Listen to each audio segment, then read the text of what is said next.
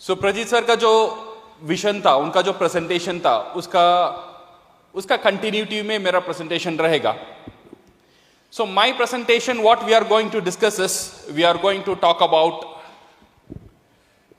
DXN future. ये जो बंदा है ये DXN का फ्यूचर के बारे में नहीं सोच रहा है. मेरा फ्यूचर DXN में कैसे रहेगा उसके बारे में सोच रहा है. DXN का फ्यूचर के बारे में सोचने की हमारी जरूरत नहीं है. वो डॉक्टर लिम, वो मैनेजमेंट, वो सब देख लेंगे. मेरा जो फ्यूचर है DXN में, वो कहां जा रहा है, कौन सी दिशा में जा रहा है, ये देखना बहुत इंपॉर्टेंट है. Because why we need to see the future. On है, down. Why it is important to know your future. Because DXN में अगर हम देखेंगे, कई तरह के लोग, many people they are already successful in DXN. Lakh कमाने वाले, 5 lakh, 10 lakh, 50 lakh, lot of people are there who are very successful. But कुछ लोग उसकी प्रयास में है, कोशिश में है सक्सेस होने के लिए. कुछ लोग नए नए शुरुआत में आए हैं ये रेस में दौड़ने के लिए. कभी कभी क्या होता है, एक मोड में चले आते हैं, वहां पे सोचने में मजबूर हो जाता है, जो रास्ता मैंने चुना है वो रास्ता सही रास्ता या नहीं है. जो DXN में दौड़ रहा हूं वो सही रास्ता में दौड़ रहा हूं या नहीं दौड़ रहा हूं, मुझे यहां पे और जोर से दौड़ना चाहिए या नहीं दौड़ना चाहिए. This is why it is important to know your future. अगर ये आपका फ्यूचर, अगर इफ यू अंडरस्टैंड फ्यूचर को, अगर आप अंडरस्टैंड करेंगे, so it will give you a prospection. Prospection का मतलब क्या है? Prospection मतलब it's a sense of एक mental state where you will feel confidence. एक confidence मिलता है. This is what we call a prospection state.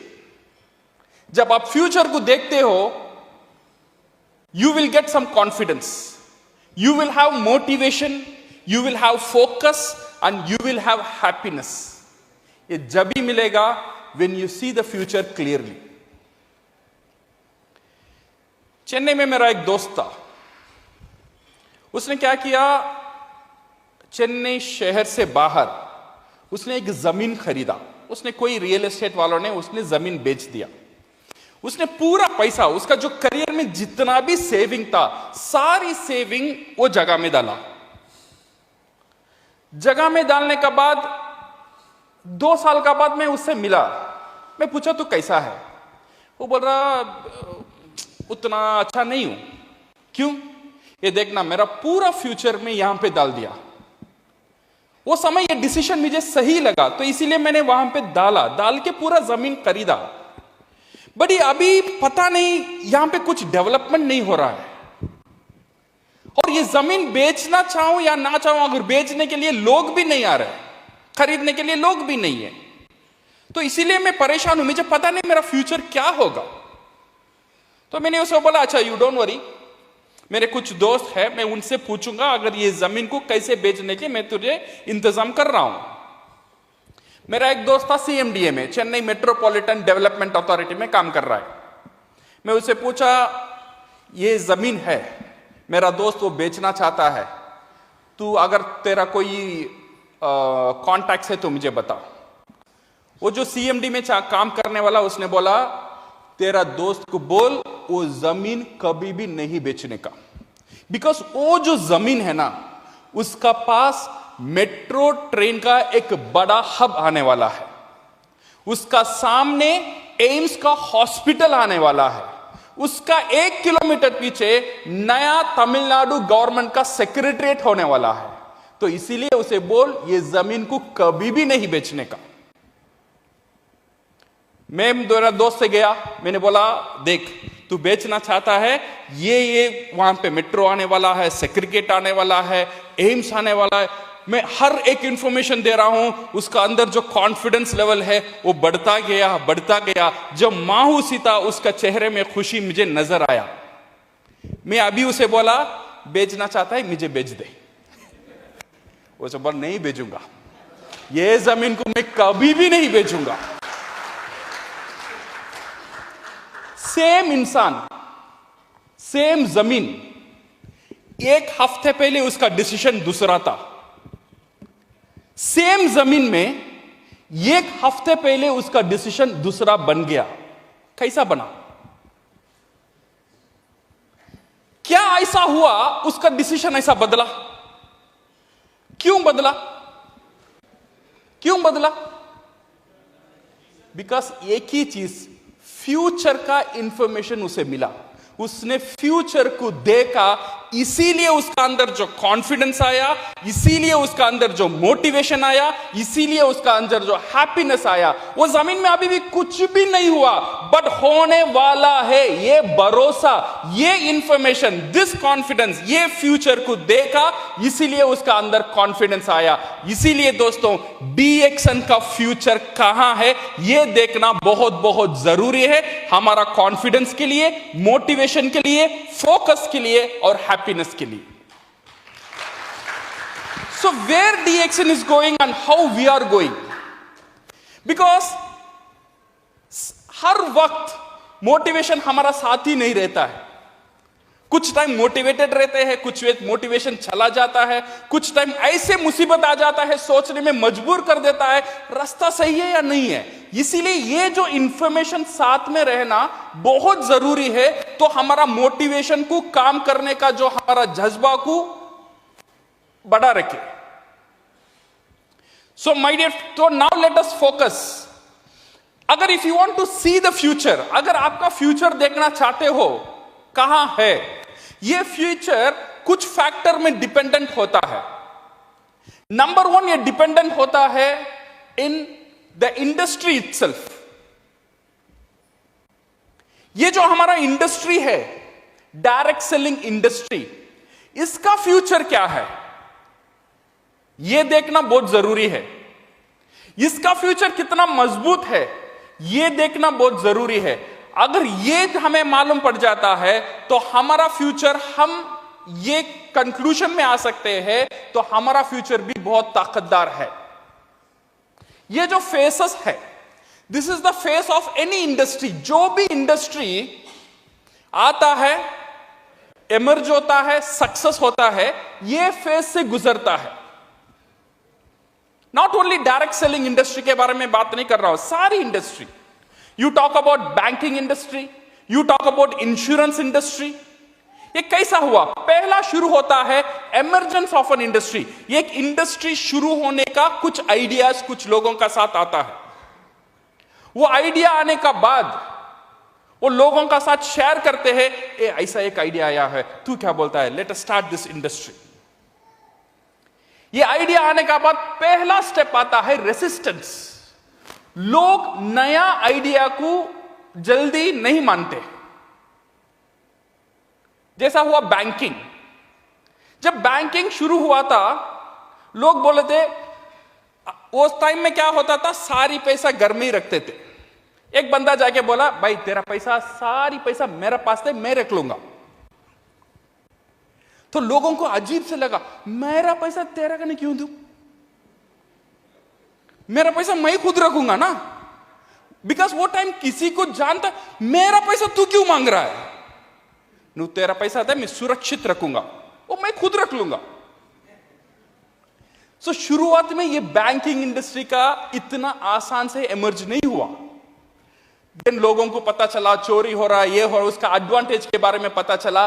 Then एक रेसिस्टेंस का बाद एक ग्रोथ शुरू हुआ वहां पे। ये जब ग्रोथ शुरू हुआ, पहले फेस में ये ग्रोथ बहुत बड़ा होता है। जब ये बड़ा होता है, इसमें सारे खिलाड़ी अंदर आते हैं। अच्छे बैंकिंग भी आता है, खराब बैंकिंग भी आता है। ये जब खेल शुरू हो जाता है, तब इसमें कुछ लोग फायदा भी होते हैं, कुछ लोग का नुकसान भी हो जाता है। जब नुकसान हो जाता है देन इसका चर्चा शुरू हो जाता है। एक बंदा ने बैंक में पैसा डाला, वो बैंक डूब गया, वो बैंक चला गया। देखो, इसीलिए बोला था बैंक में पैसा मत डालो, ये नए नए आइडिया में मत जाओ। सो ये क्या होगा, then it go to the initial big growth, then expect skeptical और करेक्शन फेस आएगा। जब ये चर्चा ज्यादा है, एक इंडस्ट्री के बारे में खराब या अच्छा चर्चा ज्यादा हो जाता है, ये गवर्नमेंट को अट्रैक्ट करता है। ये क्या हो रहा है, लोग किसके बारे में बात कर रहे हैं, इसका पैसा कहां गया, वो कंपनी इसका क्यों गया, ऐसे क्या कंपनीज है यहां पे काम कर रहे हैं। तो गवर्नमेंट का नजर वो इंडस्ट्री का ऊपर आ रहा है। जब गवर्नमेंट इंडस्ट्री को स्टडी करता है, गवर्नमेंट पहले एक डिसीजन, दो डिसीजन लेता है। पहला डिसीजन, ये इंडस्ट्री ये देश के लिए जरूरी है या जरूरी नहीं है। गवर्नमेंट पहला ये देखता है। गवर्नमेंट सोचता है ये इंडस्ट्री जरूरी है तो उसे बढ़ाता है। अगर गवर्नमेंट सोचता है वो जरूरी नहीं है, इमीडिएटली उसे बैन कर लेता है। वो बैन कर लेता है, बोलता है ऐसे बैंकिंग में मत जाओ, ये इलीगल है। अदरवाइज गवर्नमेंट क्या करता है, ये इंडस्ट्री सही है बट यहां पे अच्छे खिलाड़ी के साथ खराब खिलाड़ी भी है, इनको हटाने के लिए रूल्स एंड रेगुलेशन की जरूरत है। सो गवर्नमेंट क्या करता है, सेकेंड फेज में रूल्स एंड रेगुलेशन आता है एक इंडस्ट्री को सही कराने में। ये इंडस्ट्री को रेगुलेशन आने का बाद देन आता है कंसोलिडेशन फेज। कंसोलिडेशन फेज का मतलब यहां पे जो खराब नीयत वाली कंपनी है ये सब हट जाता है, सिर्फ ताकतदार कंपनी खड़ता है। ये कंसोलिडेशन में होता है। ये कंसोलिडेशन का बाद आता है मैसिव ग्रोथ। असली ग्रोथ यहां पे आता है। सो this is for an industry. अगर आप डायरेक्ट सेलिंग इंडस्ट्री देखेंगे इंडिया में, ये सारी फेस में डायरेक्ट सेलिंग इंडस्ट्री गुजर चुका है। Number one, emergence of an industry. जब इंडस्ट्री आया, लोग बोल रहे ये डायरेक्ट सेलिंग है, आप दुकान में नहीं मिलेंगे, डायरेक्ट फैक्ट्री से खरीदो, कमीशन पे करेंगे। पहले रेसिस्टेंस था, कुछ लोग सक्सेस होने का बाद इनिशियल बिग ग्रोथ आ गया, वहां पे सारी कंपनीज आ गए। कुछ लोग न्यूट्रिशन प्रोडक्ट लेकर आए, कुछ लोग बेवरेजेस लेकर आए, कुछ लोग इन्वेस्टमेंट प्लान लेकर आ गए। कुछ लोग बोले थे तू मेरा पास पैसा दे, मैं स्विस बैंक में तेरा गोल्ड रखूंगा। You know how many companies, बहुत सारी कंपनीज आए, लोग चीट भी किए। Then it attracted the government. देन गवर्नमेंट का नजर डायरेक्ट सेलिंग इंडस्ट्री पर पड़ा। देन गवर्नमेंट ने सोचा ये इंडस्ट्री जरूरी है या जरूरी नहीं है। अगर जरूरी नहीं होता, गवर्नमेंट में इमीडिएटली वो टाइम में बैन लगाता था, पर गवर्नमेंट ने बैन नहीं लगाया। गवर्नमेंट ये जानता है ये इंडस्ट्री जरूरी है इंडियन इकोनॉमी को बढ़ाने के लिए, इसीलिए गवर्नमेंट ने इनिशिएशन लिया। इसे अभी प्रोटेक्ट करना गवर्नमेंट की जिम्मेदारी है। And that is the reason in 2020 the ministry of consumer affairs came with the regulation. Direct selling industry का ऊपर एक्ट लेकर आए। देन वो एक्ट आने का बाद जो बैड एलिमेंट्स था ये इंडस्ट्री का अंदर, वो धीरे धीरे बाहर हटना शुरू हुए। इसका बाद यहां से शुरू होने वाला है असली growth for this industry. That is what we call the massive growth. बहुत बड़ा एक ग्रोथ ये इंडस्ट्री में अभी आने वाला है। अब तक जो देख रहे हैं ये सारी यहां तक का खेलता, ये कंसोलिडेशन ऑफ इंडस्ट्री तक खेलता। अभी एक्चुअल ग्रोथ यहां पे, मैसिव ग्रोथ यहां पे शुरू होने वाला है। So you are the pioneer of this industry. ये जो इंडस्ट्री का जो पायनियर बोलते हैं, हम लोग ये इंडस्ट्री का पायनियर्स है। So now you understand the future of direct selling industry. कैसा है हमारा इंडस्ट्री? मजबूत इंडस्ट्री है, द फ्यूचर इंडस्ट्री है, एंड द ब्राइट इंडस्ट्री है, एंड मैसिव ग्रोथ करने वाली इंडस्ट्री है हमारा इंडस्ट्री, डायरेक्ट सेलिंग इंडस्ट्री। सो इसे देखना बहुत जरूरी है, कहां हम जा रहे हैं, हमारा इंडस्ट्री कहां जा रहा है, यह देखना बहुत बहुत जरूरी है। Second, my dear friends, let us go to the company. Company कहां जा रहा है, कंपनी फ्यूचर क्या कर रहा है। इफ यू सी 25 ईयर्स, 25 साल, अभी डीएक्सन 30 साल कंप्लीट करने वाला है, बट 25 साल अगर हम देखेंगे, सिर्फ हमारा कान में एक ही न्यूज आता था, डीएक्सन ने वो कंट्री में ब्रांच खोल लिया है, डीएक्सन में सऊदी अरब में खोला, डीएक्सन ने कुवैत में खोला, डीएक्सन ने मोरक्को में खोला, डीएक्सन ने लैटिन अमेरिका में खोला, डीएक्सन ने मंगोलिया में खोला। ऐसी बात आती थी ना, 25 ईयर्स, यहां ओपन हुआ, वहां ओपन हुआ, सिर्फ एक्सपेंशन और एक्सपेंशन और एक्सपेंशन, इसी का बात होता था। बट लास्ट 2 ईयर्स और अगले 15 साल अगर हम देखेंगे, अभी रिसेंटली क्या बात सुनने को आता है, एक्सपेंशन तो हो रहा है। अभी रिसेंटली क्या सुनने को आता है, कंपनी ने वहां फैक्ट्री ले लिया, कंपनी ने ये, अभी ये नहीं सुन रहा है कंपनी ने वो खोला, ये खोला, वो फेस गुजर गया। अभी सेकंड जो फेस है, जो नेक्स्ट 15 साल का जो फेस है, this is a self sustainability face, जो डीएक्सन अभी गुजर रहा है, जो अभी फोकस कर रहा है। बांग्लादेश में फैक्ट्री खुला, नेपाल में जमीन खरीद लिया, मोरक्को में जमीन खरीद लिया, गयाना में जमीन खरीद लिया, यहां पे फैक्ट्री नया ओपन हो रहा है, वहां पे गवर्नमेंट का साथ टाई अप हो रहा है, ये सारी इंफॉर्मेशन अभी हम मिल रहा है। This face is called the self sustainability face, because ये डायरेक्ट सेलिंग इंडस्ट्री को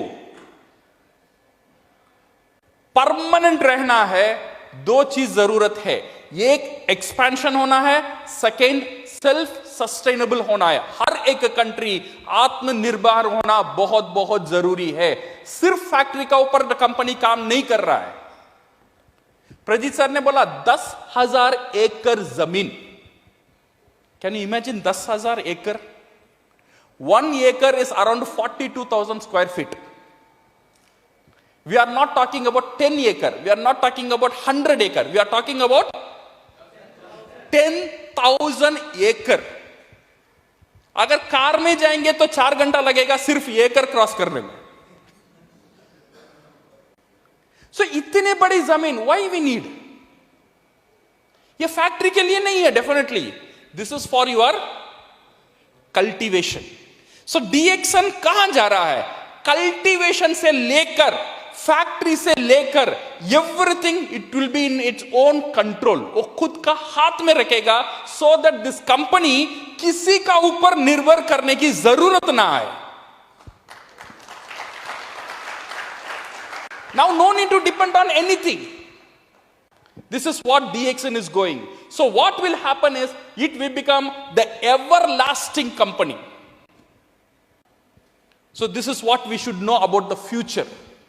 When you want to know the future, when you ask this question, ये question हमारा mind में आता है, तो हमको ये देखना है, ये एक perfect industry है और एक perfect company है जो मेरा future को 100% secure कर सकता है। My dear friends, if you want to know the future, you should also know what is DXN का प्रोडक्ट के बारे में। DXN का प्रोडक्ट, ये प्रोडक्ट डायरेक्ट सेलिंग इंडस्ट्री में एक बहुत बड़ा रोल प्ले करता है एक नेटवर्कर को सक्सेस कराने में, because this is our tool. सारी खेल इसका साथ ही हम खेलने वाले हैं, ये हमारा हथियार है। अगर हथियार मजबूत रहेगा, जीत इजी हासिल कर सकते हैं। सो डीएक्सन का जो प्रोडक्ट का ट्रेंड कहां जा रहा है, ये देखो। अगर ये सही रास्ते में जा रहा है तो वी विल नो मेरा भी जो फ्यूचर है वो सही रास्ते में ही है। पहला जो फेसेस था डीएक्सन का 2000 टू 2010, मैं जब चेन्नई में शुरू हुआ था 2001 में, अराउंड 200 पीपल 300 पीपल ऑफिस में आते थे, उसमें से 80% लोग पेशेंट थे। वहां पे जब शुरुआत हुआ था डीएक्सन, लीडर्स फोकस कहां पे था? इलनेस इंडस्ट्री का ऊपर था, एक छोटा इंडस्ट्री का ऊपर था। वहां पे सबका साथ एक कैलकुलेशन था, डायबिटीज को पकड़ो स्टार एजेंट, अगर कैंसर मिल गया स्टार डायमंड। तो इसलिए लोग कोशिश करते थे कैंसर कहां है। उनका डाउनलाइन अगर देखेंगे, एक cancer patient, liver, heart attack, उसका सारी डायमंड ऐसा ही रहेगा। सो बिजनेस एक जगह जाने का बाद ऊपर उठ नहीं सका। Then it took 10 years for DXN to reposition. सही जो डीएक्सन का जो पोजीशन है उसमें सिखाने के लिए with the help of all the leaders and proper education and training, जो आरजीजीएल दवाखाने में था वो चलकर डाइनिंग टेबल में आने 10 साल लगा। Now in this 2010 and 2020, now you can see the DXN product has position in the food supplement and wellness. Now मैं अभी ये नहीं सुनता हूं मेरा डायमंड कैंसर है, सही है ना? So ये बहुत साल पहले मैं सुना था। अभी लोग इसके ऊपर कंसंट्रेशन नहीं कर रहे, लोग कंसंट्रेशन कर रहे ये प्रोडक्ट को हर दिन का प्रोडक्ट कैसे बनाए। सो इसीलिए स्पाइरुलिना अभी दवाखाने में नहीं रहता है, स्पाइरुलिना डाइनिंग टेबल में रहता है। मेरा नॉर्मल डोसा स्पाइरुलिना दो लो बन गया सुपर डोसा, सही करेक्ट ना? So I can not expect my wife to cook me a super food. मैं तो तू जो भी आता है अच्छा तू करके दे, उसे सुपर बनाना मेरा काम है। और मैं मैजिक इंग्रेडिएंट डालता हूं स्पाइरुलिना, मेरा नॉर्मल इडली बन गया super idli. So this is how we position the product. Now DXN going on this wellness industry. Now 2020 का बाद डीएक्सन प्रोडक्ट ने और एक मोड लिया, एफएमसीजी प्रोडक्ट। सिर्फ न्यूट्रिशन वेलनेस इसका अंदर सहमत नहीं रहा डीएक्सन। अभी नमक हमारा पास है।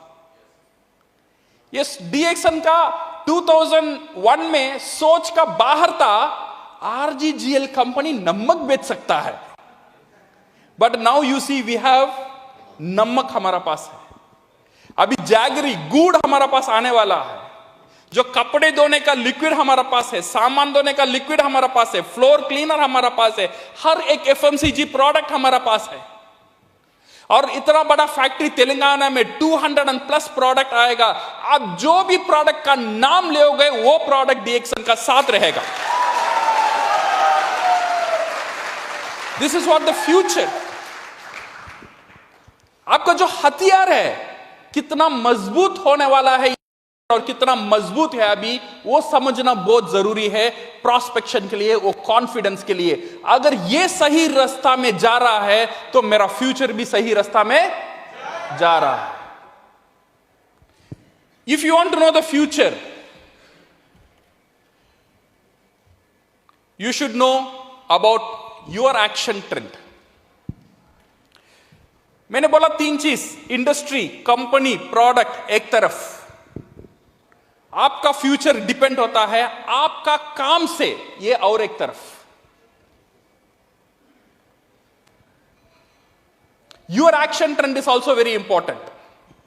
पहले हम देखेंगे ये जो स्टेजेस है, ये जो फेसेस है, एक नॉर्मल नेटवर्कर का फेसेस ऐसे ही गुजरता है।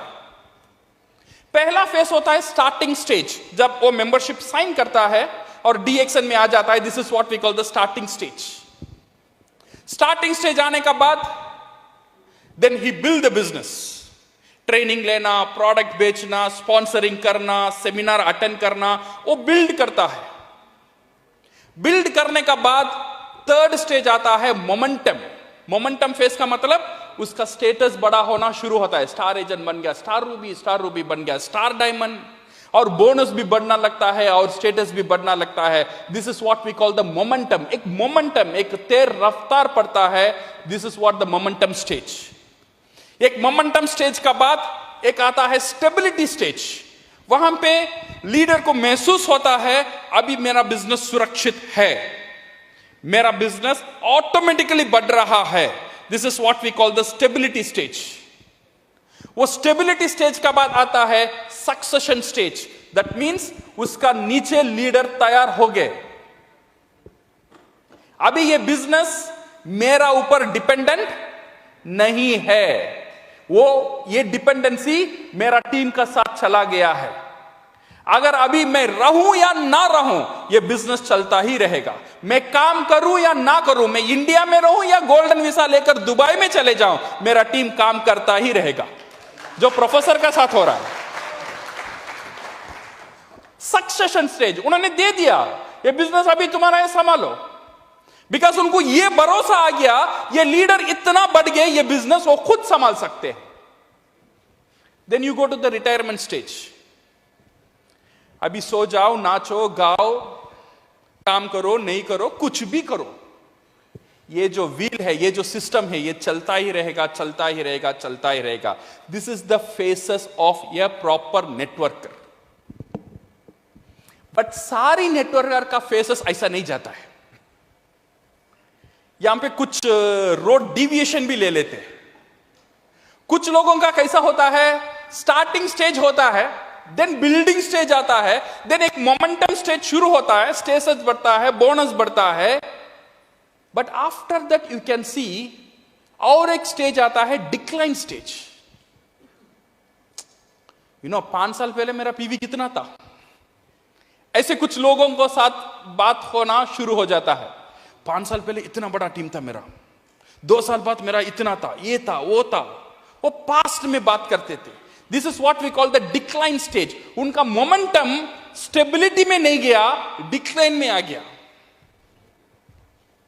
ये डिक्लाइन स्टेज जाने का बाद ये एक जगह आता है, we called captive stage. Captive stage का मतलब बोनस एक जगह गिरकर वहीं रुक जाता है, ऊपर भी नहीं जाता है और नीचे भी नहीं आता है। इसे मेंटेन करने के लिए वो लीडर को पूरा ताकत देना पड़ता है। अभी ये लीडर ये छोड़ भी नहीं सकता है, कंटिन्यू भी नहीं कर सकता है। 10 साल हो गया, कैसे छोड़ूं? अभी कंटिन्यू करूं, उसमें भी मजा नहीं है। अपलाइन भी बात नहीं सुनता है, डाउनलाइन भी नहीं सुनता है, अकेले अकेला महसूस कर रहा हूं। ये कैप्टिव स्टेज, ये कैप्चर स्टेज में आ जाता है ये तरह के networker. After this captive stage, this we what we called an unhappy stage. जो बोनस, जो वॉल्यूम आ रहा है, उसे उतना हैप्पीनेस नहीं देता है, तो ये लीडर वो अनहैप्पी स्टेज में ही कंटिन्यू करता है। So how to change? ये जो स्टेज है, ये momentum stage, you should not go to the decline stage. ये आना चाहिए कहां पे? स्टेबिलिटी स्टेज में आना चाहिए, देन सक्सेशन में जाना चाहिए, देन ये रिटायरमेंट में जाना चाहिए। How to do that? ये करने के लिए हर एक नेटवर्कर का 3 अवतार रहता है। ये 3 अवतार में वो नेटवर्कर गुजर कर आएगा, देन वो स्टेबिलिटी, सक्सेशन, रिटायरमेंट स्टेज में जाएगा। अगर वो 3 अवतार वो कंप्लीट नहीं कर पाता है, या शायद एक अवतार कंप्लीट करता है, 2 अवतार कंप्लीट करता है, 3वां अवतार पे अंदर नहीं जाता है, उसका हाल बेहाल, ये डिक्लाइन स्टेज में अटक जाता है।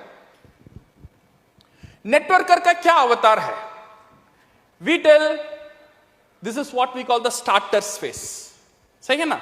जो नेटवर्कर शुरू करता है, एक सक्सेस स्टोरी सुनकर शुरू कर लेता है, देन मोटिवेट होता है, देन एक्साइटमेंट होता है, देन काम करना शुरू कर देता है, काम करता ही रहता है, काम करता ही रहता है, काम करता ही रहता है। उसका अंदर अगर हम देखेंगे, सारी एक्साइटमेंट रहता है, पैशन रहता है और मोटिवेशन रहता है। This is what we called an amateur. Networking industry में ये अमेचर, काफी सारे लीडर, ऐसे लीडर आप पाएंगे। मोटिवेटेड रहेगा, पैशन रहेगा, एक्साइटमेंट रहेगा, बट उसका एक्साइटमेंट या पैशन जब कम हो जाएगा, उसका पीवी भी कम हो जाएगा। ये सारी बिजनेस उसका अंदर ही सराउंड करता है। सो इसीलिए my dear friends, only excitement and passion will not take you to success. You know, I have my uncle, मेरा एक अंकल है, उसे क्या हुआ, एक बार हार्ट ब्लॉक आ गया है, and I went to the doctor. Doctor told it's a case of open heart surgery, surgery करना ही पड़ेगा और कोई उपाय नहीं है। उसका बेटी है, बेटा नहीं है, तो इसीलिए मुझे वो कंसर्न फॉर्म में साइन करना पड़ेगा। वो कंसर्न फॉर्म में लिखा है, अगर तेरा मामा को कुछ हो गया, डॉक्टर जिम्मेदारी नहीं है। पैसा पूरा मैंने दिया, बट फिर भी हमने कंसर्न फॉर्म में साइन किया। साइन करने के बाद हॉस्पिटल ने बोला नेक्स्ट वीक ऑपरेशन है, आ जाओ मामा को लेकर। मैंने लेके गया। देन वो इंट्रोड्यूस कर रहे थे, ये है तुम्हारा डॉक्टर जो आज सर्जरी करेंगे। सो ऐसा सर्जरी करने वाले थोड़ा जाके मुलाकात कर लेंगे, पूछ लेंगे कैसा है। मैंने वो डॉक्टर से गया, पूछा, डॉक्टर मेरा मामा है, एक ही मामा है, थोड़ा देख के करना। वो डॉक्टर ने बोला, don't worry mister Rafiq, I am really motivated. 2 हफ्ते से मैं एक्साइटेड हूं तेरा मामा पे ऑपरेशन करने के लिए। मेरा अंदर पूरा मोटिवेशन है और पूरा एक्साइटेड है, मैं पूरा पैशनेट भी हूं। ये सुनने के बाद मैंने पूछा, ये डॉक्टर, ये तुम्हारा कितना ऑपरेशन है? उसने बोला, अभी तक मैंने ऑपरेशन नहीं किया, बट मैं motivated, you don't worry, because अभी तक मुझे केस नहीं मिला, अभी तुम्हारा मामा मिला है, मैं रख के कर दूंगा। माय गॉड, तेरा मोटिवेशन के लिए मेरा मामा को मैं कुर्बान करूं? सिर्फ मोटिवेशन है, एक्साइटमेंट है, स्किल है, लेटर। ट्रेनिंग देना जानते हो? नहीं नहीं नहीं नहीं, एक्साइटेड हूं। प्रोडक्ट नॉलेज है, मोटिवेटेड हूं। एक टीम को हैंडल कर सकते हो, पैशनेट हूं डीएक्शन में, डीएक्शन से बहुत प्यार करता हूं। ज्ञानोधर्मा के बारे में बोलो, बाद में बोलेंगे, मेरा प्यार देखो डीएक्शन। मार्केटिंग प्लान जानते हो? अरे वो सब बाद में। यू सी मी, कितना एक्साइटेड, मैं स्टेज में कैसा कूदता हूं वो देखो ना। My dear friends, excitement, passion और मोटिवेशन जैसा वो डॉक्टर का पास मेरा मामा, वो नेटवर्कर का साथ नया मेंबर, उसका हाल क्या होगा? वो क्या गाइड करेगा उसे? वो क्या सक्सेस बनाएगा उसे? वो खुद नहीं जानता है क्या करे। इसीलिए ये 2 अवतार काफी नहीं मेरे दोस्तों। You have to enter into 3rd अवतार, एंड 3rd अवतार we called a professional networker, where you concentrate on the skill development. ये प्रोफेशनल कैसा बनता है? ये दोनों, ये अमेचर, ये प्रोफेशनल का फर्क क्या है? Amateurs work for the result, professionals work on the process. Always remember, amateur क्या करते हैं? रिजल्ट में काम करते हैं, और प्रोफेशनल क्या करते हैं? प्रोसेस में काम करते हैं। रिजल्ट क्या है, प्रोसेस क्या है? रिजल्ट का मतलब क्या है? हर महीना कितना पेवी करना है? कितना करना है? कोई बोलता है 3000, कोई बोलता है 5000, कोई बोलता है 1000। तो हमारा कॉन्सेंट्रेशन कहां है? This is what we call result. 1000 करो, रुक जाओ, बस बस हो गया। 1000 करने के लिए बोनस आ जाएगा ना, तो 1000 ही करो, या 3000 करो, काफी है। So we concentrate only on the process, only on the result. ये रिजल्ट लेने का एक प्रोसेस है। What is the process? Become a strong distributor. अगर हम अच्छा डिस्ट्रीब्यूटर बनेंगे, this result will keep on increasing, keep on increasing, keep on increasing. इसका प्रोसेस ही है एक डिस्ट्रीब्यूटर को ताकतदार डिस्ट्रीब्यूटर बनाना और ज्यादा प्रोडक्ट डिस्ट्रीब्यूट करना। बिकॉज हमारा नाम क्या है डीएक्शन में? हमारा पहचान क्या है? You are not a sponsor. Company ने आपके स्पॉन्सर करके नहीं बुलाया। क्या बोल के बुलाया आपको? काम क्या है हमारा? डिस्ट्रीब्यूट करना। 5 साल पहले 3000 पीवी, 5 साल का बाद 3000 पीवी। तो मेरा जो काम क्या हुआ? Forget about your downline. Downline सुनता है, नहीं सुनता है, काम करता है, काम नहीं करता है, you can not blame, I understand.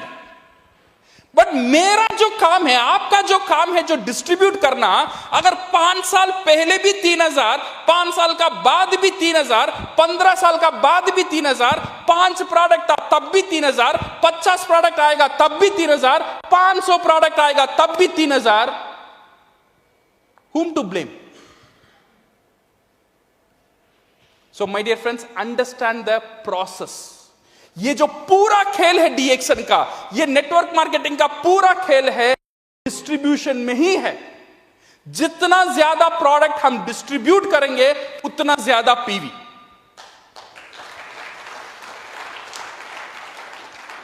But हम तो डाइट में डाल देते हैं पीवी को। 3000 वहीं रुक जाओ, 5000 करेंगे तो बड़ो स्पाइरुलिना मिलेगा, वो महीना कर लेना, अदरवाइज नहीं करेंगे। ये जो 50 प्रोडक्ट आ गया, लोग बोलते हैं कंबुचा। कंबुचा कैसा था? ये बहुत जबरदस्त, नहीं जबरदस्त, आपका पीवी में पता चलेगा। ये कंबुचा आने का बाद भी सेम 3000 ही है, कंबुचा का फायदा ही नहीं है।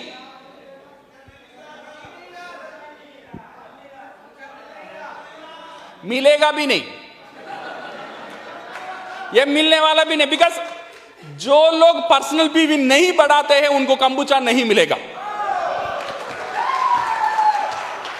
एक ही कंडीशन है, एक नया प्रोडक्ट आता है तो 1000 पीवी बढ़ाओ, और एक नया पीवी आता है 3000 नहीं, अभी 4000 होगा आपका पर्सनल पीवी, और एक नया पीवी आता है तो 5000 पीवी। हर एक नया प्रोडक्ट हर महीने 1000 पर्सनल पीवी इंक्रीज।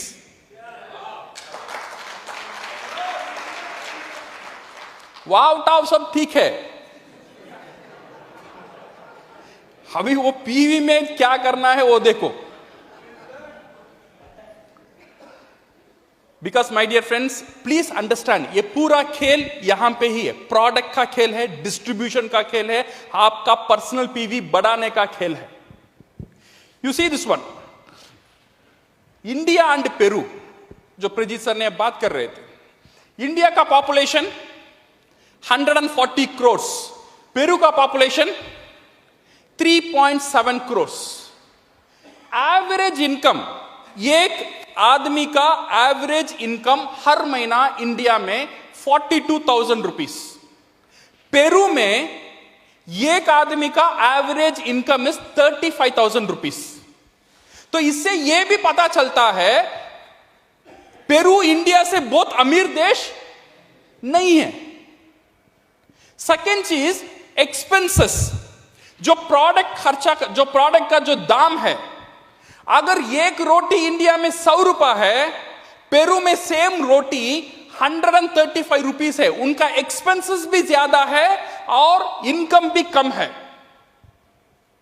इसका मतलब उनका इकोनॉमी और उनका जो है वो इंडिया से they are not very affluent country. DXN sales ये उल्टा रिजल्ट देता है। डीएक्शन का सेल 100% है तो पेरू का सेल 350% है हर महीना। मेंबर्स इंडिया में भी 30 लाख है और पेरू में भी 30 लाख ही है। So what is the reason? यहां भी 30 लाख मेंबर है, यहां भी 30 लाख मेंबर है, और पेरू हमारा से बहुत अमीर कंट्री भी नहीं है, और इसका सेल में इतना फर्क क्यों है?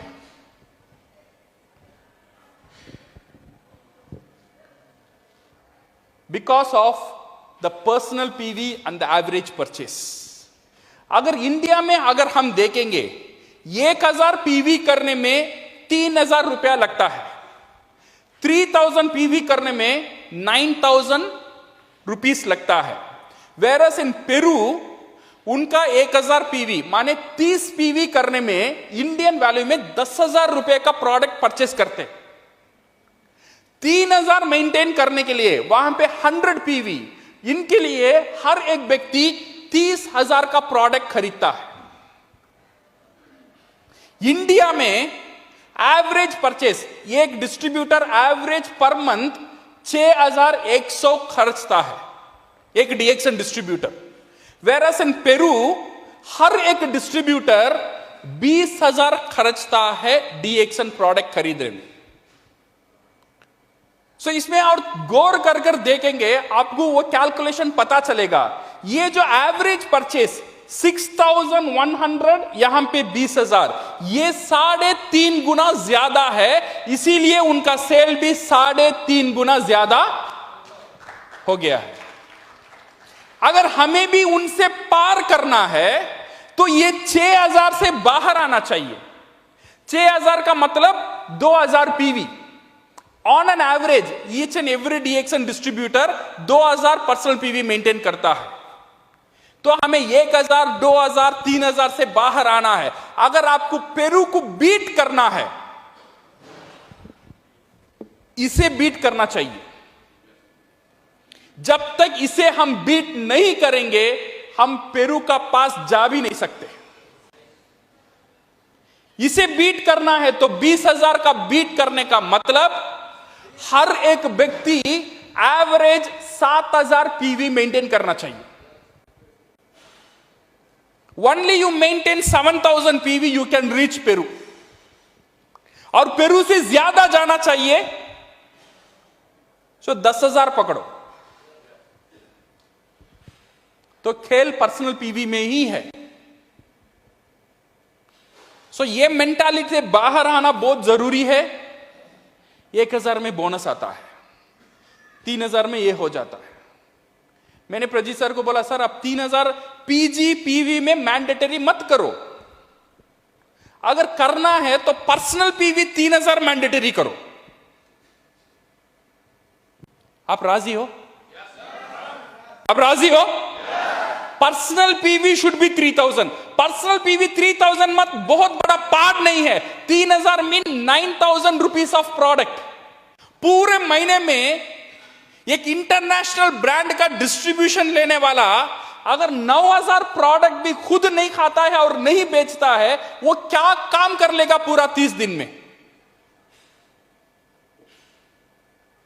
पूरा खेल यहां पे भी रहता है। My dear friends, concentrate on your personal PV. ये जो आपका जो टीम है ना, अगर कोई लीडर को ये समझ में आ गया है, आप आपका टीम में ये इंस्टिल करो कैसा उसका पर्सनल पीवी बढ़े। पर्सनल पीवी को बढ़ाने में आप प्लान करो, इंप्लीमेंट करो और ट्रेनिंग करो और कन्वेंशन करो। जो भी करना है, हर एक व्यक्ति का पर्सनल पीवी हर महीना बढ़ना है। ये स्ट्रैटेजी आपका टीमर लेकर आइए। You will see UP will be number 1 in the entire industry.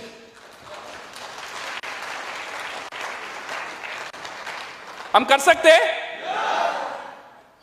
अगर करना है, don't see the PV, concentrate on the process. हर महीना कितना डिस्ट्रीब्यूटर मेरा टीम में जुड़ता है, इसमें ख्याल रखना। हर महीना कितना डिस्ट्रीब्यूटर जुड़ा, डिस्ट्रीब्यूटर नहीं, कितना कंज्यूमर जुड़ा। डिस्ट्रीब्यूटर तो जुड़ना चाहिए, इसका साथ साथ कंज्यूमर भी जुड़ना चाहिए। कंज्यूमर जुड़ेगा, देन ओनली आपका जो स्टेटस, आपका जो डिस्ट्रीब्यूशन है ना, डिस्ट्रीब्यूटर का ताकत बढ़ेगा।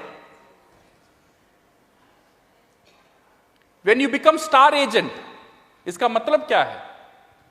एक नॉर्मल डिस्ट्रीब्यूटर से आप ताकतदार डिस्ट्रीब्यूटर बन गए हो, star agent distributor. Star ruby का मतलब क्या है? और ताकतदार star ruby distributor. Star diamond means और ताकतदार star diamond distributor. Crown diamond means मजबूत डिस्ट्रीब्यूटर। क्राउन एम्बेसडर मींस बहुत बड़ा मजबूत डिस्ट्रीब्यूटर। बट प्रॉब्लम क्या होता है? ये स्टेटस मजबूत होता ही जाता है, ये जो काम है डिस्ट्रीब्यूटर का वो उतना मजबूत नहीं होता है। स्टार एजेंट में भी 3,000, स्टार रूबी में भी 3,000, बट स्टेटस देखो मजबूत बन गया, काम बना। ये जो इक्वेशन की समझना बहुत जरूरी है। As a networker you should think on this values. ये जो खेल है, ये जो इक्वेशन है, ये जो मैथमेटिक्स है जो पर्सनल पीवी का, इसमें थोड़ा ध्यान देना, इसमें थोड़ा होमवर्क करना, थोड़ा समझना। अगर पर्सनल पीवी बढ़ता है, क्या क्या इंपैक्ट आपका नेटवर्किंग में आ सकता है, तो आपका ट्रेनिंग, आपका मोटिवेशन और आपका पूरा ग्रुप मीटिंग्स, एवरीथिंग, ये जो पर्सनल पीवी को बढ़ाने में ये एक इंपॉर्टेंट पार्ट होना चाहिए। So my dear friends, fall in love with the process and the result will automatically it will come.